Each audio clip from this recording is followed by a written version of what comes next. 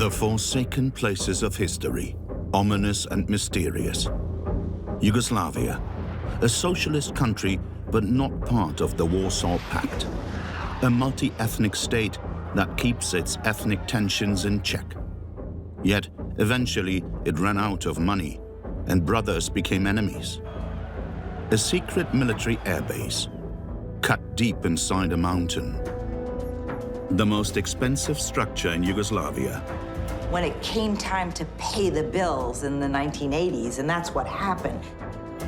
A recreational resort for the Yugoslav People's Army, open to foreigners and their currency, became a target in the civil war. Cupari. That was the beginning of the war. Hatred. A legacy of the Ottoman Empire where diverse religions coexisted peacefully. Then horrific killings, a trauma that still is felt today. Mostar. Shooting at women and children is not a sign of courage. Places full of secret stories, in ruins and disturbing. No one could have foreseen such an ending. Painful memories. You know, I feel sorry for every victim.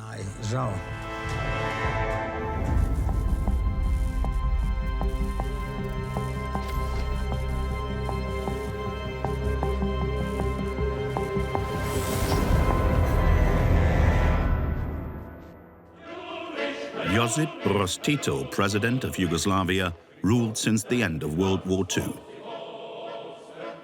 He skillfully maneuvered his country between the East and the West. Socialism, yes, but dependence on Moscow, no. Where we really saw him elevated to this superstar was after the war, where all Yugoslavs were looking for peace and stability. And he was the one who was able to offer it. Yugoslavia's independence was guaranteed by its People's Army, the fourth largest military force in Europe. Secret building projects are started to secure its strike capability. The biggest one is the aerodrome Željeva. I always looked at the sky whenever a plane flew over, in particular jet planes. Thunderjets. I'm Hasan Imamovic, and I was a MiG pilot for many years. The USA supplies Yugoslavia with a fleet of Thunderjets, but these aircraft are already outdated in the 1960s. As replacement for them, Tito buys Soviet MiGs and orders the construction of a bomb-proof airbase.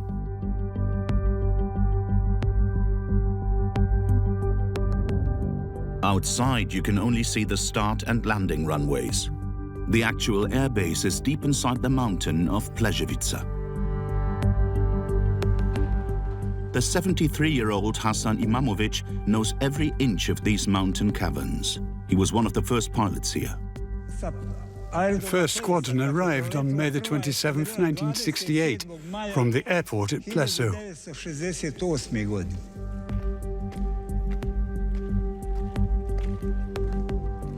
Every gallery, every plane has its own refueling system within the object and was able to take off at any time. Originally, the Soviet MiG-21 is designed as a supersonic interceptor. Their export version is more versatile. It can engage other planes and attack ground targets. Yugoslavia buys more than 100 MiG-21s. Only candidates who meet the most rigorous criteria can become pilots. The MiG-21 is the most challenging airplane in the world. You have to be in top physical shape. Those who didn't make the cut flew helicopters and transport planes. The MiG-21 flies in extreme ranges.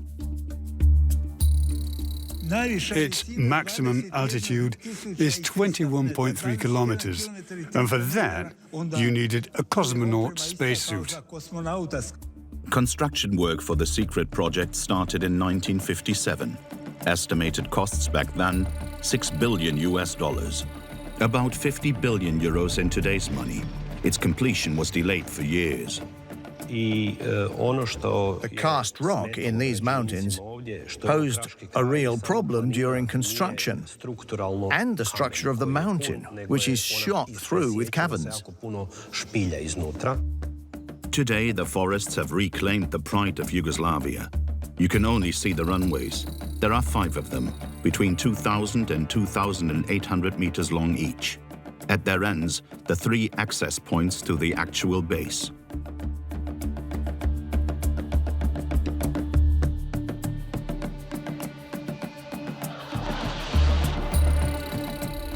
The solid steel doors weigh 100 tons each.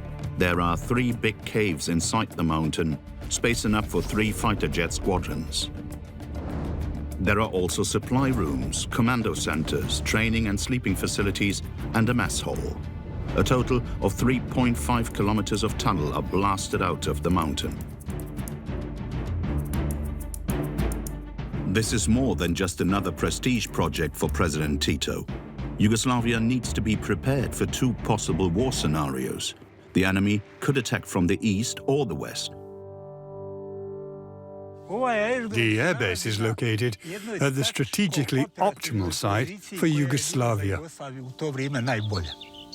From here, it was possible to engage both NATO and the Warsaw Pact.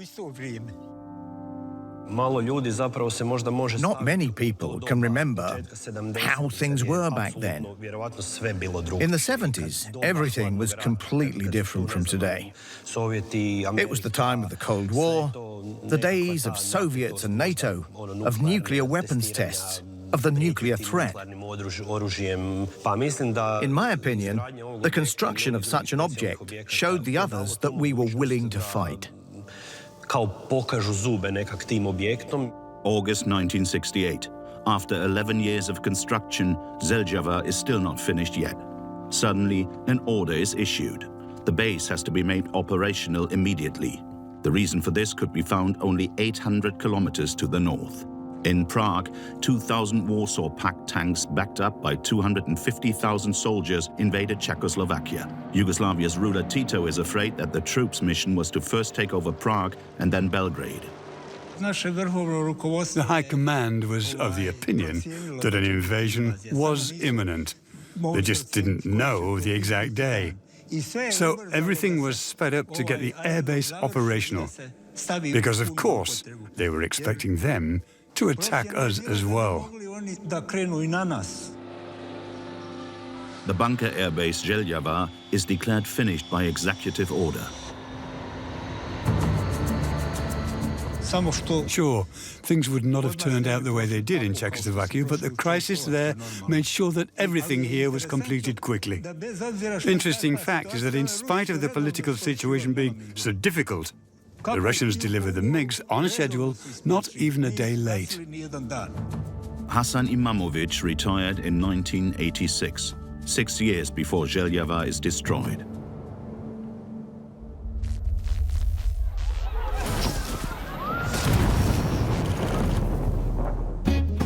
Croatia, the Adriatic coast, a cultural landscape going back thousands of years. In the 1920s, a luxury hotel is built near the city of Dubrovnik. The Grand Hotel Cupari. To this day, its ruins have been witness to the magic that attracts vacationers from all over the world.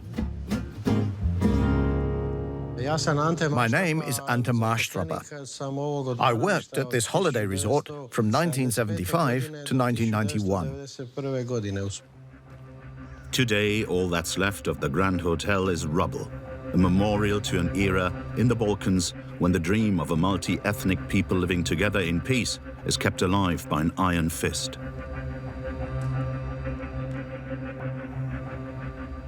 This is the most beautiful part of the hotel. Well, it used to be back then when it was still open. Now trees are growing on its roof.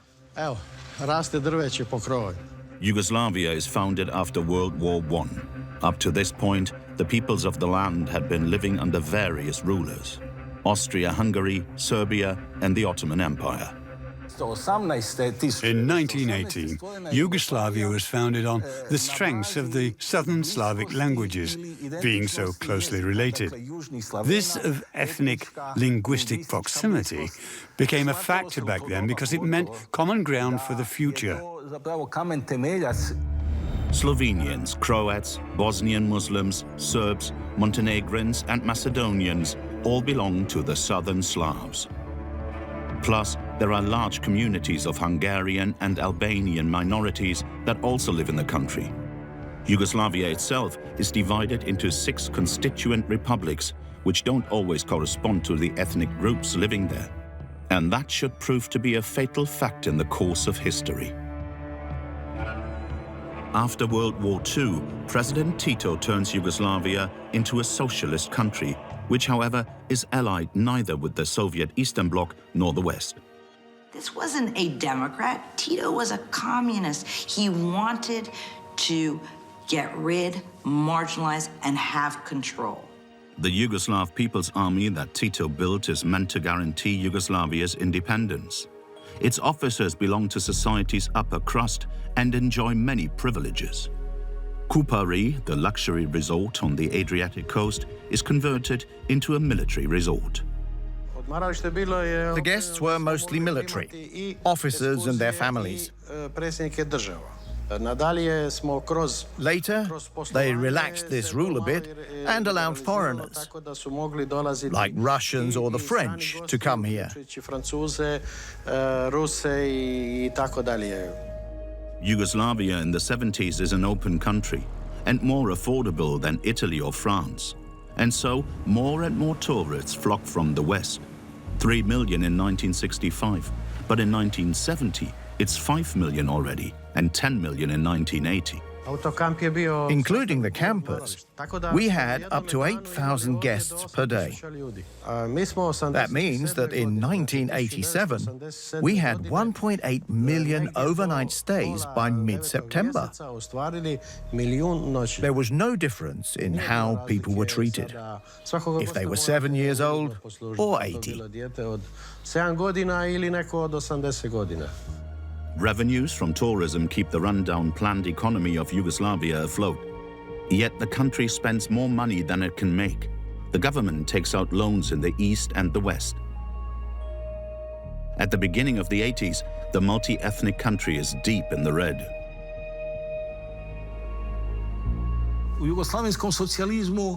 In socialist Yugoslavia, this question was never asked, since you knew somebody else was going to pay the bills. So we would never pay. Someone else would always pay. In this manner, 45 years of unpaid bills led to a disastrous ending. A really disastrous ending. The general director of the Grand Hotel leaves Yugoslavia and starts a new chapter at a hotel in Libya. And so, Ante Mastrapa is spared the eruption of violence in Cupari.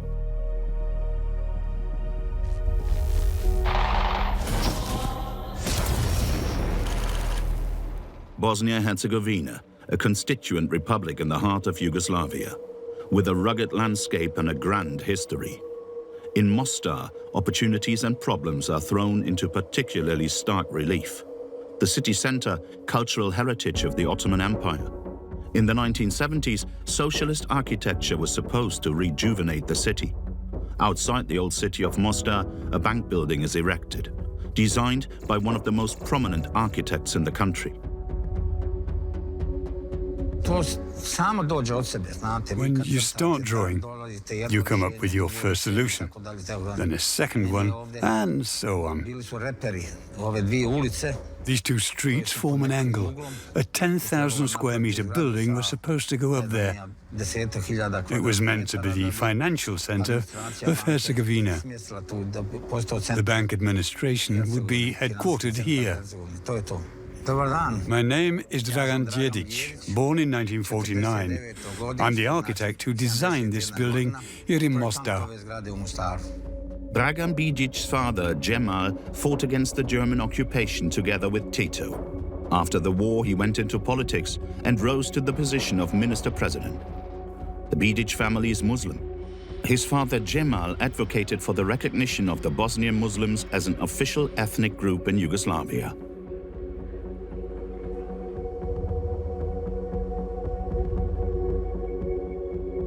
Yugoslavia is made up of 6 constituent republics. Bosnia and Herzegovina is considered a multi-ethnic community. The 1971 census broke the population down into 40% Muslim Bosnians, 37% Orthodox Serbs, and 22% Catholic Croats. That made Bosnia a miniature edition of Yugoslavia, a mix of ethnicities and religions, a powder keg. There had always been ethnic conflicts and tensions. There were wars and crimes, but also good times, collaboration and mutual understanding. Marriages between ethnic groups, in particular in Bosnia and Herzegovina, mostly in the cities.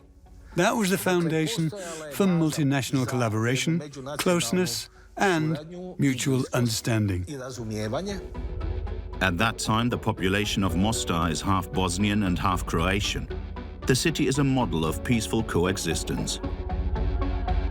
But Yugoslavia faces mounting economic problems, and that's reflected in the planning for the high-rise bank building. The oil price went up during the days of the first oil crisis. And then we used this thermal glazing for the windows to save energy. No need for air conditioning in the summer, since the exterior panes reflect the sunlight off, while in wintertime they absorb it. The bank is supposed to have an imposing ground floor, with 1 floor above for technical facilities and another 6 floors on top for offices. A building with exposed concrete, béton brut in French, from which the term brutalism is coined for this style.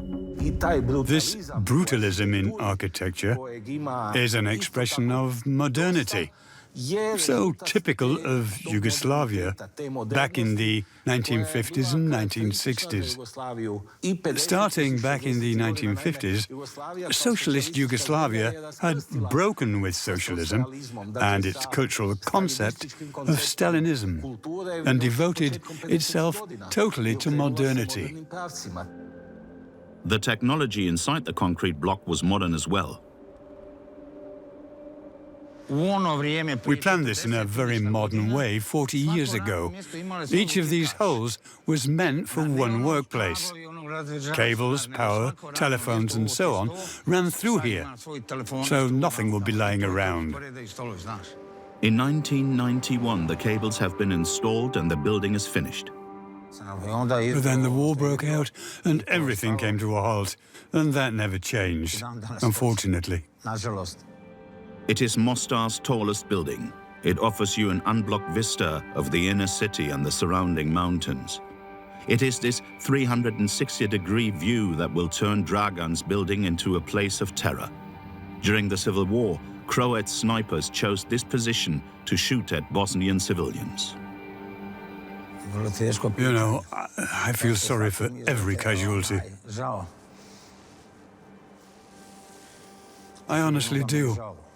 Of course, I would have wanted the snipers to not have used this building, but then they would have used a different one. It's not a justification, but it's a tall building and made certain things possible for these bad people. Since then, Dragan has been working on a concept to complete this building. He has never again designed a building of this scale.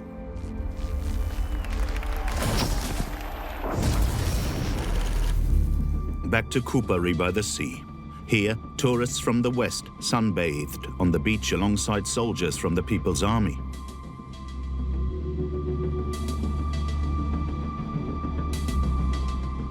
Luxury vacation, Yugoslavian style. Today, this holiday resort is in ruins. The Yugoslav People's Army destroyed it. They also built it. My name is Ivana Kolic. The first time I came here was 1978, when I was 9. Ivana Kolic is a competitive swimmer from Dubrovnik near Cupari. There is no indoor swimming pool in her hometown, and so in the winter she traveled to Cupari for training. Oh, it's really sad to see it like this. I haven't been here since 1987. This was the entrance hall. There, the pool itself. Here, there was always a soldier on duty. This was his post, and he watched everything from here. We weren't allowed to swim here whenever we wanted to. It was under military control. There's a story. Whenever the general wanted to have a swim, we had to get out of the pool, and our training was over. The general preferred swimming alone. In 1984, the Olympic Winter Games are to be held in Sarajevo. Yugoslavia wants to present itself as modern and powerful. Many young athletes are chosen to carry the Olympic torch. Among them, Ivana Kolic, the swimmer from Dubrovnik. In Dubrovnik, 4 swimmers carried the Olympic torch. I was one of the 4 most successful athletes of the year, so I was asked to take part, even though I was only 14 and a half. What the world was not meant to see, Yugoslavia was mired in an economic crisis.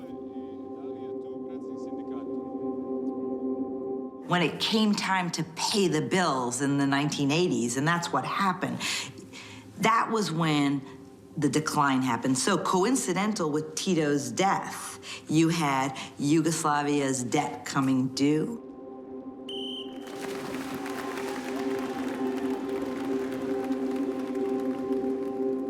Ivana, 14 years old back then, can feel how the supply situation is deteriorating. I remember empty shelves in stores, so no detergents, no chocolate. For a couple of years, we had no chocolate. The government's answer to these shortages? Slogans. The Young Pioneer organization is tasked with educating the country's youth to become good comrades in the spirit of Tito. And that meant everybody should feel Yugoslavian, not as a Croat, a Serb, or a Bosnian. I thought if you are born and live in Croatia, you were a Croat, and that we were defined by this administrative unit. And if you live in Serbia, you're a Serb. So I thought there can't be any minorities, especially not among people who speak the same language. Ethnic tensions are beginning to mount in the 1980s. Croatia and Slovenia are the richest constituent republics. Serbia wields the largest political influence. And the majority of high officers within the People's Army are Serbian.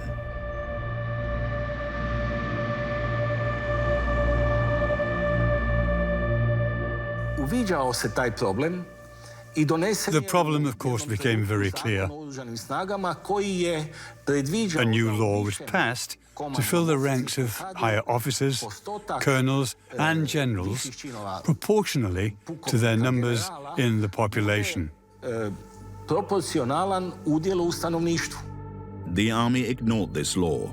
Of the 479 higher army positions, only 25% are filled with Croats or Bosnians. With their 75%, Serbs and Montenegrins have control of the army. The religious fault lines also run parallel to the ethnic ones. The intersection of those two leads into a catastrophe that can be felt until today. Today, the church plays a very important role in Croatia.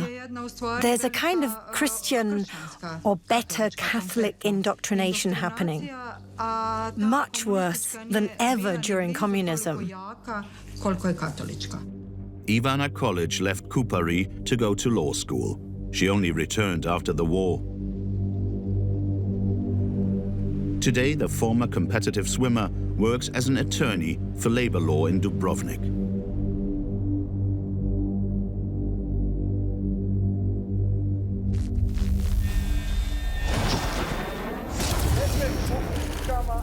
The secret project Željava is considered the key to Yugoslavia's border security.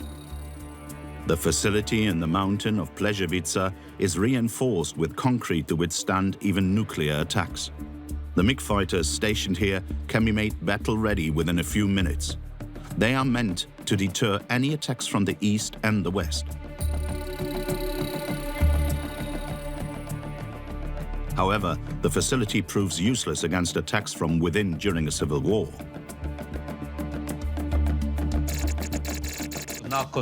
After so much work and so many sacrifices from all those people of the former Yugoslavia and so much GDP that went into this project, now everything is in ruins. Nothing lasts forever.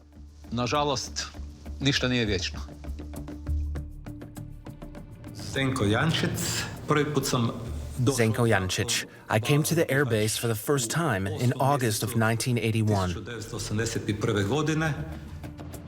During the Cold War, the Željava airbase is one of a kind. More than 1,000 soldiers and their planes here are well protected against possible enemy attacks.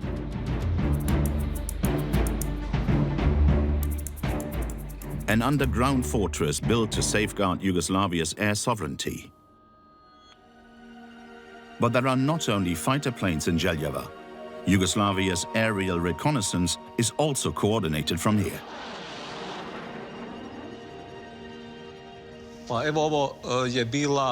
This was the aerial photography section. Here is where they took pictures of the entire border and the neighboring territories. Any kind of change that might be of military or economic importance could be looked at in high-resolution photos. Spying, shooting missiles down and bombing targets. Željava is versatile in strategic military matters. But the airbase has a political purpose too. It is meant to impress. I think Yugoslavia profited from this facility here. We were not only on a par with Europe, but also with Russia. Not that we would have been able to win against Russia with this, but it gave us the leverage to get better deals for our country. Zdenko Jancec works his way up to the top of the airbase leadership. However, even for Deputy Commander Zdenko Jancec, there is a section in Željava that he has no access to, the listening post of the intelligence service. What was planned for spying on foreign countries is now also used to eavesdrop on its own army in the early 90s. The Serbian-Montenegrin majority officers are listening in on the minorities.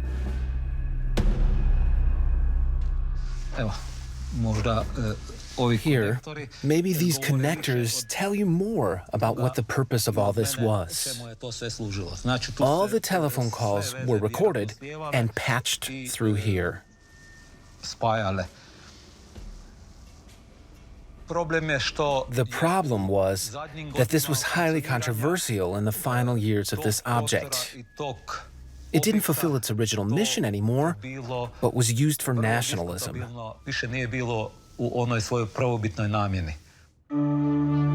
Željava is situated in the Krajina region, and thus not only at the border between the constituent republics Croatia and Bosnia, but also in an enclave with a Serbian ethnic majority, a situation that is fraught with danger.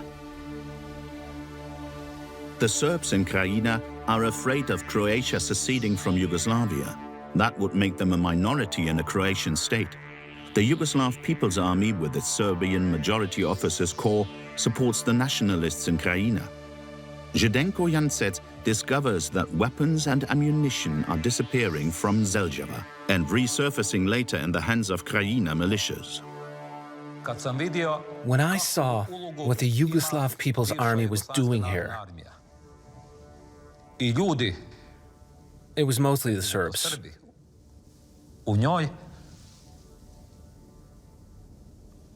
I decided to quit the military. On June the 25th, 1991, the constituent republics of Slovenia and Croatia declared their independence. For Zdenko Jančec, the time has come to free Željava. With Croatia's independence, Željava suddenly lies in enemy territory for the Air Force's Serbian-Montenegrin majority. To prevent the base from falling into enemy hands, they resort to a drastic step.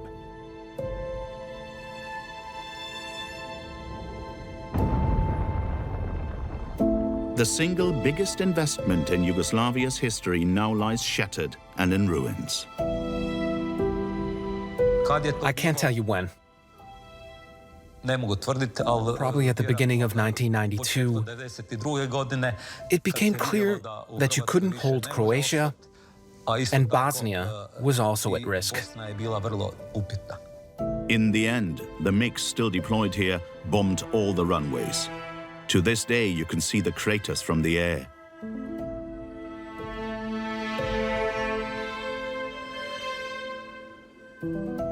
Zdenko Jančec never returned to Željava since then, until today.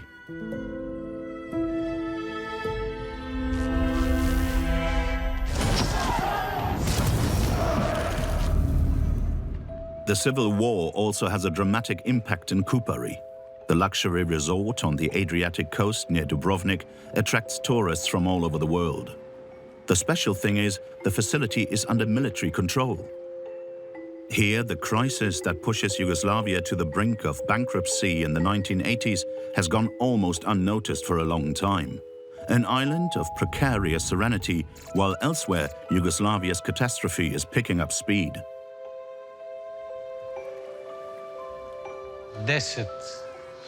I was 10 when I understood the beauty of Cupari for the first time. A laid-back paradise, a very simple life. For others, it was a holiday. For me, my home, my life. That was before the war. I'm Marko Perkusic, born on March 6, 1977, in Cupari. Marko Perkusic grew up at the military hotel in Cupari. His grandfather worked in the hotel management. In Cupari, soldiers from the Yugoslav People's Army met vacationers from the West. They're not too shy to mingle.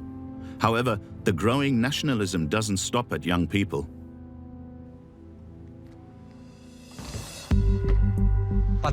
Back then, we wore T-shirts with Croatia's coat of arms on them. We were asked why we did that, but we asked back why they were wearing uniforms. It was just goofing around, teasing them. But that was only the beginning.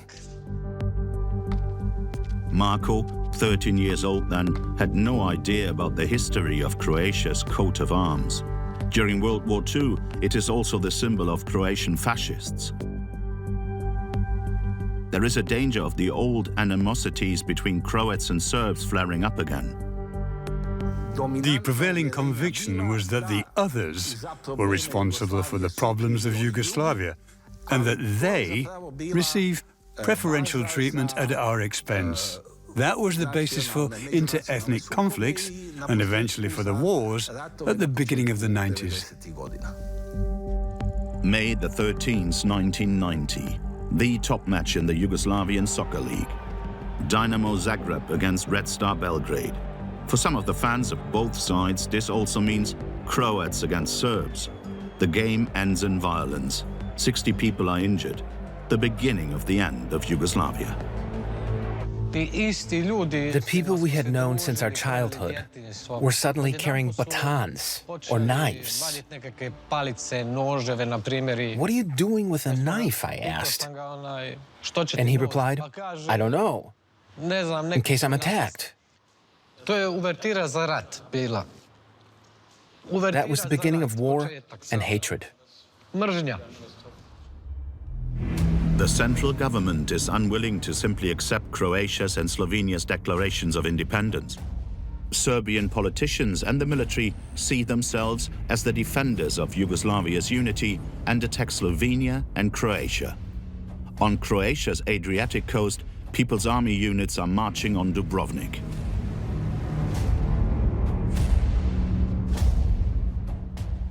Cupari is the first to come under attack. On October the 1st, 1991, at 6:20 a.m., the first shells woke us. It changed our lives completely. For life in this region, and you as a person, the entire world changed for me. A war between neighbors and brothers. Guests flee. Grenades are fired at hotels. The Cupari military hotel is fired upon by army units. Chances are high that some of the attacking soldiers have spent their vacations here at some time. The people from Cupari flee into nearby Dubrovnik, where the war catches up with them. Without supplies or safe shelter, they watch their coast vanish into smoke.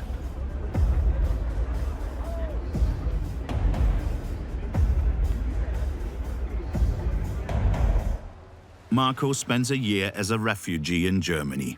After the end of the bloodbath, he returned to his home. The hotel facility where he grew up had been destroyed and ransacked long ago.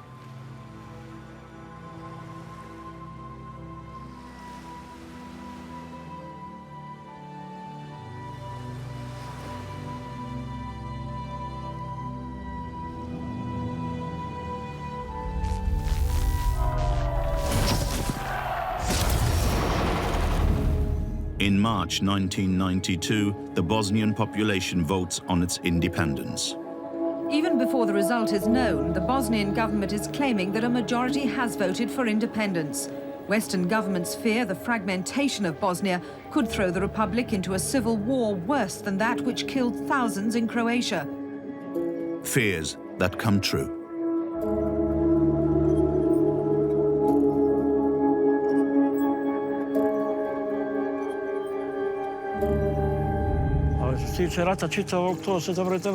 None of my family or friends were killed. Whenever I pass these places of terror, I simply can't forget any of it. It still hurts to this day. My name is Stojan Kacic, and I'm a set builder at the Mostar Theatre. In 1993, I was the victim of a sniper. The night of the ballot count, a majority of Bosnians vote in favor of independence. But the result is deceptive. What looks like a clear majority favoring secession spells the end of peaceful coexistence. 1.2 million Serbs boycotted the referendum. This third of the population now wants to unite with what's left of Yugoslavia. Mostar takes only little notice of these developments. The population in the south of Bosnia is almost exclusively Muslim Bosnians and Catholic Croats. Before the war, life was great. Mostar was a city with 70% to 80% mixed marriages. In those days, nobody gave any thought about who was what. Most people had a job. They were doing fine. Serbia's ruler Slobodan Milosevic is the driving force behind the country's civil war. The leadership of the Yugoslav army is dominated by Serbs, and they follow the new strongman. Now the Serbian leadership wants to conquer Bosnia and cleanse it ethnically. And so the first act of the Bosnian drama begins, the attack on Mostar. The facade was all glass and shattered to pieces in the Serbian attack. The fight for Mostar lasts for 2 months. In June of 1992, Croatian units forced the Serbian troops to retreat. Many buildings are heavily damaged, among them the high-rise bank building no one ever moved into. The Croats from Bosnia were in many ways seen as the most nationalist, the most extreme, and they often saw their capital as Zagreb and not Sarajevo. So what they wanted to do ultimately was to join with Croatia and have a Croatian state. Snipers became instruments of terror in the Yugoslav war. Anyone could be a target. Women, children, the elderly.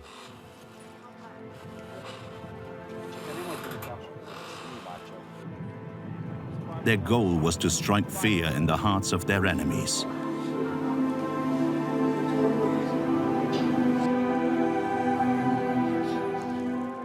I can't understand how you can be a sniper. There's war everywhere, man-to-man battle. That I understand. But to sit here, to eat and drink, and between two bites, shoot an old woman or a child dead, there's no courage in that. The Croatian army attacked Mostar from the west. A large part of the Bosnian population flees into the eastern part of Mostar across the Neretva River. Residents with Croatian roots take flight into the opposite direction. The ruined bank building is the tallest one in Mostar on the Croatian side. It is from there that snipers put the Bosnian eastern part of Mostar into their crosshairs.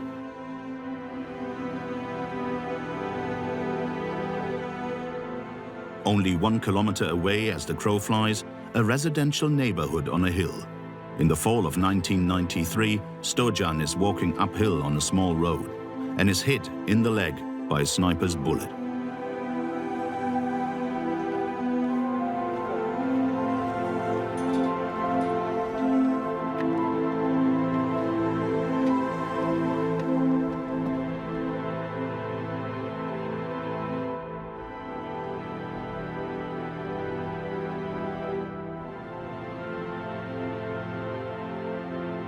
At that moment, I only felt some brief pain. It was only later at the hospital when they cut my pants open that I saw what was really going on. The bullet didn't give me too much pain.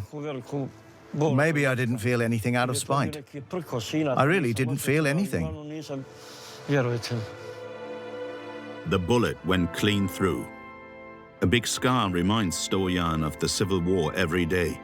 Estimates say more than 2,000 people were killed by sniper fire in the Bosnian War.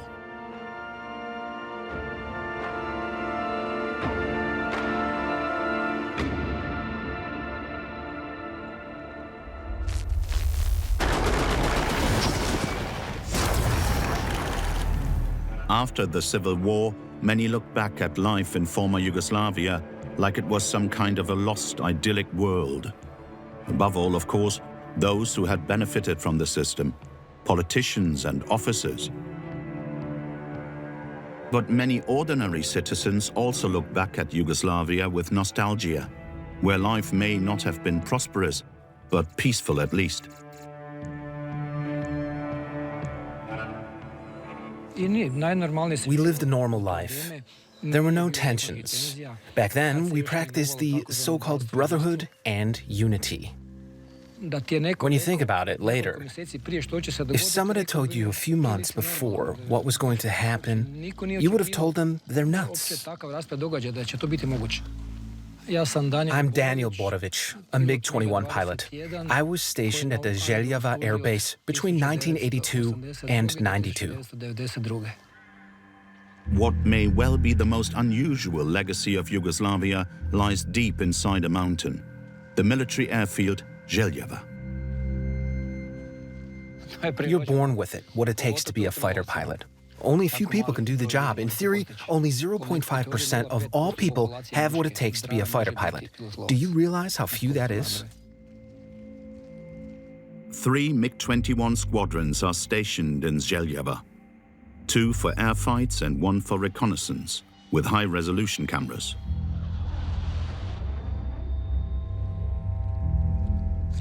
Under attack, all the planes would have been fueled up in the tunnels.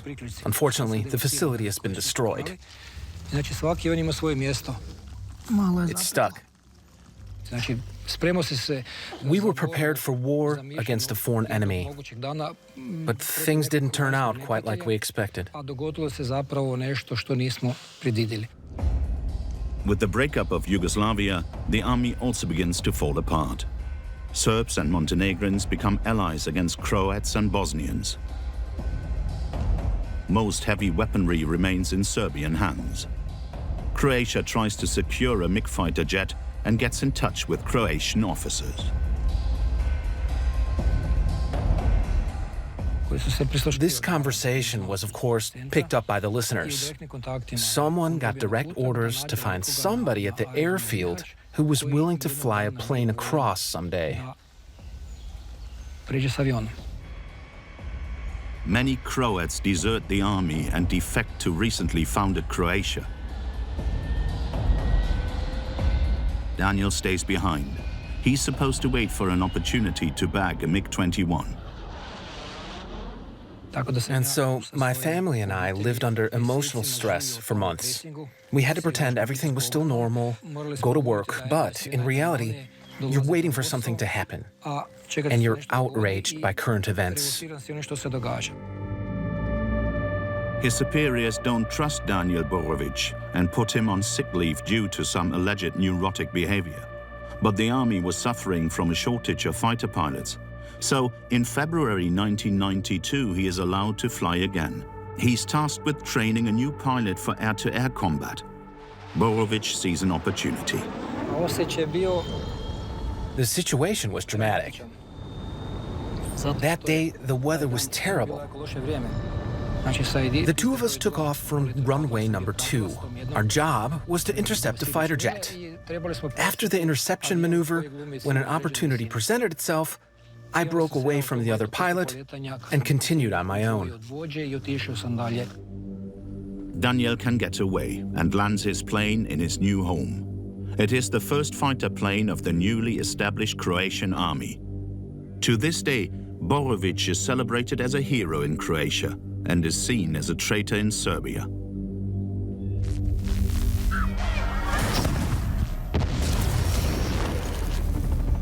The most famous bridge in Yugoslavia has spanned the Neretva River since 1566.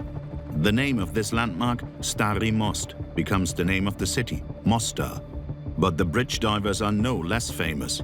From a height of 25 meters, they dive into water that runs only several meters deep. But the Bosnian city of Mostar has been under siege since June of 1993. The bridge divers are now soldiers. A young man's family sends him to safety in Germany. He returns on his own accord. I came back because I thought it would be over by now, and we could return and then simply pick up where we left off. I had no idea what war was really like. My name is Eldin Palata. I'm 46. During the war, I fought for Bosnia. I filmed the destruction of the bridge. Mostar becomes a symbol for the horrors of the Yugoslavian wars. The city is put under siege twice, and twice becomes the victim of so-called ethnic cleansings. In 1991, the first Serbian fighters attacked the city. Then, half a year later, Croatian militia begin their fight against Bosnian forces. And once again, the death toll is high among the civilian population.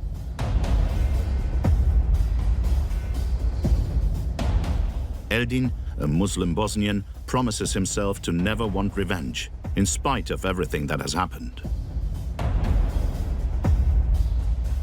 To paint all Croats with one brush and say they all committed crimes? No, not all Croats have committed crimes. Eldin Palata owned a camera. Inside Mostar, he filmed scenes of the siege. And that's not an easy task. Power supply is intermittent and charging batteries difficult. And he has only one cassette tape, which he reuses over and over again. On November 9th, 1993, the Croatian army starts shelling the old bridge. In retaliation, the Croats targeted the Mostar Bridge. The bridge is the city's landmark and a UNESCO World Heritage Site with no military significance whatsoever. It was shelled from the foot of Mount Hum. The place is called Stotina.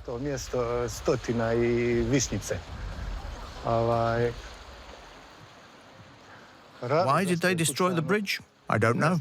I'll never understand it. Eldin Palata films the incomprehensible. The 400-year-old bridge collapses.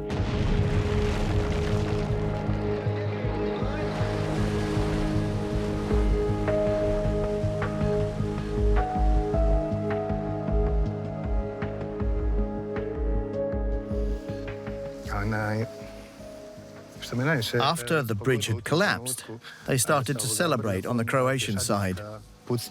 That hurt the most.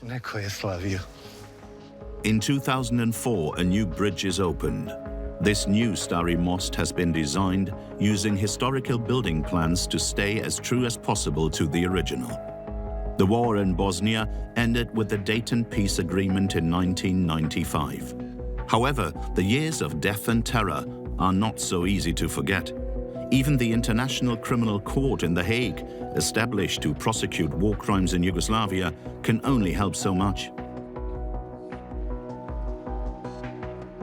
24 years after the destruction of their city, it becomes obvious there won't be any justice for their suffering. To this day, Mostar and the whole of Bosnia have found little peace. The wounds of war just run too deep.